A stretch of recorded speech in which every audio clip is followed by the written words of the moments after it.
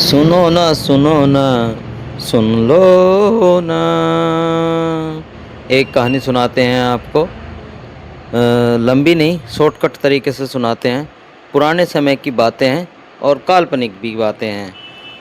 एक समय की बात है, मेरे जैसा कोई परिवार का, जिसके परिवार में एक माताजी और पिताजी और अकेला लड़का था। जंगल से लकड़ी काटकर अपना घर का खर्च चलाते थे। मम्मी भी काम करती थी और पिताजी भी काम करते थे, और लड़का वो भी काम करता था। रोटी तो खानी थी, दाल रोटी। तो एक दिन माताजी ने रोटी पैक करी, 4 रोटी, और कपड़े में बांधकर जंगल में लकड़ी काटने चला गया। काटता काटता थक गया, लंच टाइम हो गया, खाना खाने बैठा।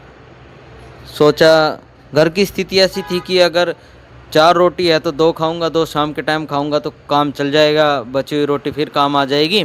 तो ऐसे ही उसने एक बैठ गया, वो कुएं के पास में, एक कुआं था पुराना गहरा, उस कुएं के पास में बैठ गया और बोला, एक को खाऊं, 2 को खाऊं, 3 को खाऊं, चारों को ही ना खा लूँ।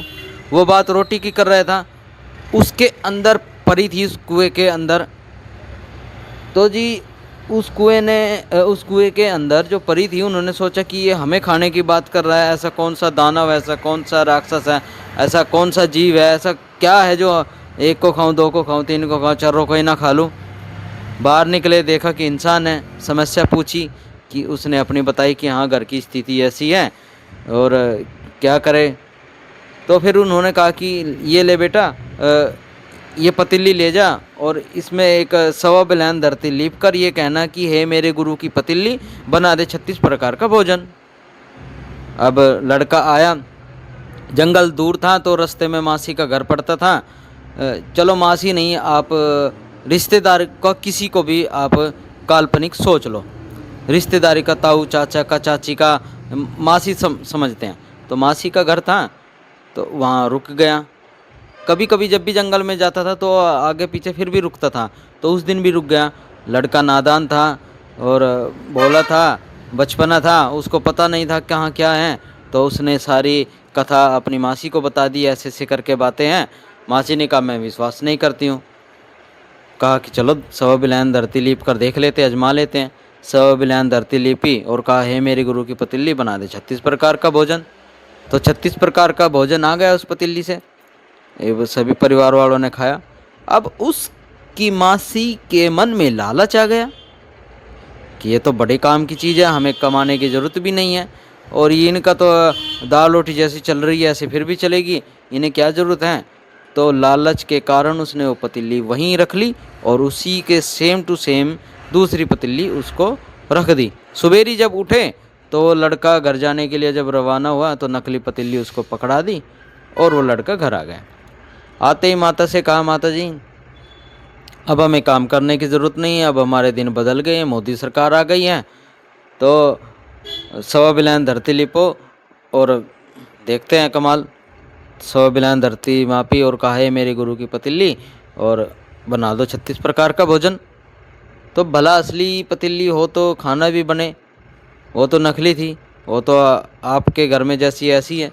तो कुछ नहीं हुआ। 1-2 बार फिर कहा कि चलो उच्चारण मंत्र का गलत हो सकता है, उन्होंने दोबारा कहा, फिर भी नहीं बनी। सोचा अपनी किस्मत खोटी है, नहीं हुआ।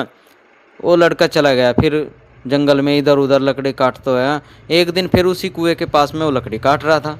फिर वही बात कहानी बनी, 1 को खाऊं, 2 को खाऊं, 3 को खाऊं, चारों को ही ना खा लूँ। परिया फिर आई, 4 परी बाहर निकल कर। कहा कि बेटा क्या है कि घर ऐसी की ऐसी स्थिति में है। कहा कोई बात नहीं, चलो ये बकरी ले जाओ। उन्होंने बकरी दी। कहा कि 1.25 बिलियन धरती लीप कर कहना, है मेरी गुरु की बकरी, कर दे सोने की मींगन। तो कहा कि चलो ठीक है जी। अब फिर मासी के घर रुका और सारी कथा बताई कि हाँ ऐसे ऐसे करके कहानी बनी है। मासी ने कहा, मुझे विश्वास नहीं है, चलो आजमाते हैं। 100 बिलियन धरती लीपी और कहा, है मेरी गुरु की बकरी, बना दे सोने के मींगन। सच में ऐसा ही हुआ। लालच फिर से जागा, मन में लड्डू फूटे। सेम टू सेम बकरी दूसरी लाई और सुबेरी उसे दूसरी बकरी थमा दी, ओरिजिनल बकरी छुपा ली। अब लड़का फिर घर आया, फिर माता पिता से कहा कि अब हम अमीर हो गए हैं, हमारे दिन पलट गए हैं, फिर से मोदी सरकार आ गई है। तो कोई बात नहीं, तो जी सौ बिलान धरती लिपि माता ने और कहा है मेरी गुरु की बकरी कर दे सोने की मिंगन। तो भला असली हो तो करे भी, वही बात हुई पतीली वाली।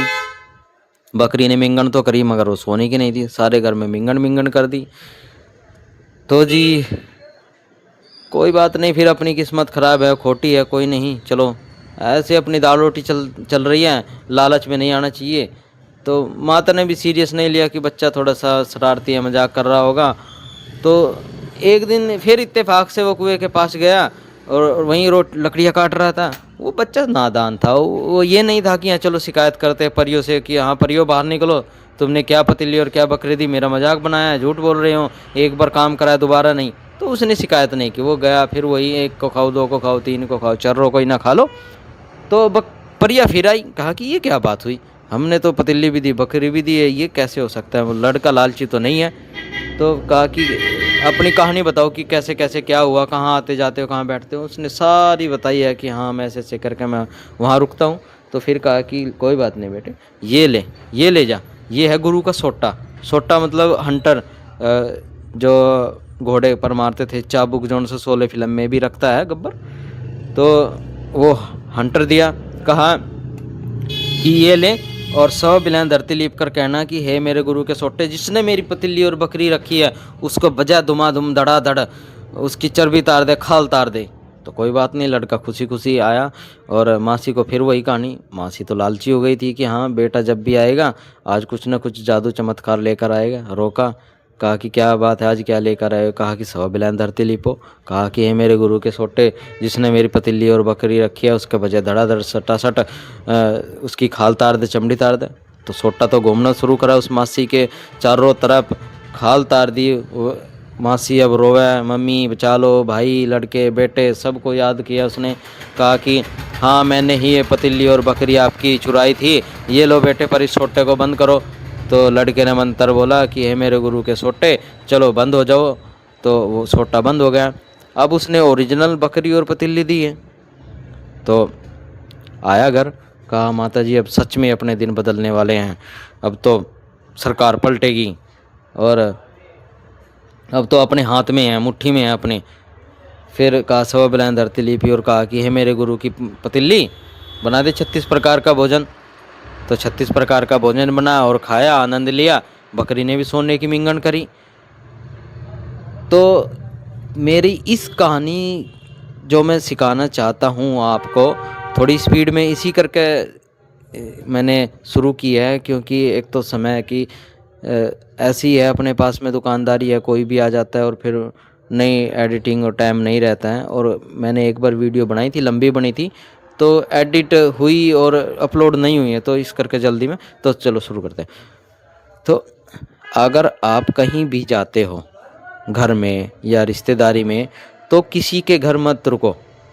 अगर आप धार्मिक स्थान पर जाते हो तो बड़े बुजुर्ग कहते हैं ना कि जहाँ जाओगे तो सीधा घर वापस आना, क्योंकि कुछ न कुछ उसमें से राख लेते हैं। रिश्तेदार नहीं, कोई भी हो, यार दोस्त हो, अनजान हो, कोई भी हो, आप अच्छे वहाँ धार्मिक स्थल पर जा रहे हो और वहाँ से लौटकर जब आप किसी के घर रुकते हो, तो जो आपके साथ में सकारात्मक ऊर्जा थी, अच्छाई थी, वो कुछ न कुछ % कम हो जाएगी, वहाँ रुक जाएगी।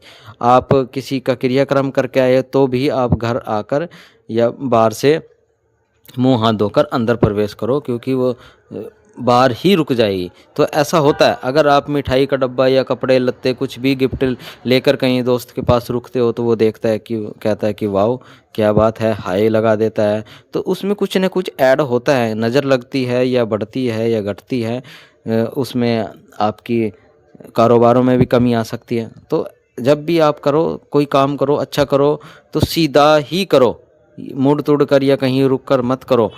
ये कुछ ना कुछ कम होता है, जैसे इस कहानी में मैंने बताया। और हाँ, सरकार से मैं वैसे ही बातें कर रहा था, ये बहुत पुरानी कहानी है, उस समय मोदी सरकार नहीं थे, तो ये तो जोकिंग थी बात।